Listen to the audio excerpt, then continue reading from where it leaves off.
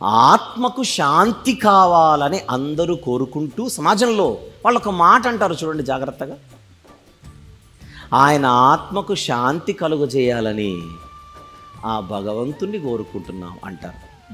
భలే దొరుకుతారు ఇక్కడ అందరూ. ఎవరిని కోరుకుంటున్నారు ఆత్మకు శాంతి కోసం? భగవంతుడు అంటే వాళ్ళ ఉద్దేశం దేవుడు. దేవుడు అనే పదం వాడదాం. ఆత్మకు శాంతి ఇవ్వాలంటే దేవుడే దిక్క?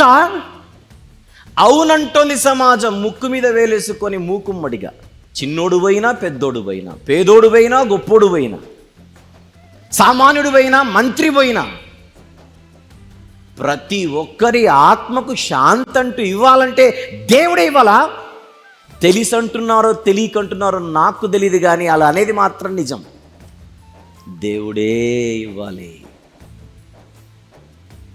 ఎవరికిస్తాడు? ఎవరికిస్తాడు? ఆత్మకు శాంతి అన్న దానిని దేవుడు ఎవరికిస్తాడు? ఆయన కోరుకున్నట్టుగా భూమి మీద బతికినోడికి. తాత్కాలికమైన వాటి కోసం ప్రాకులాడిన వాడి కోసం కాదు, తాత్కాలికమైన వాటి కోసం పరుగులెత్తిన వాడి కోసం వాడికి కాదు. ఏమిటి తాత్కాలికం?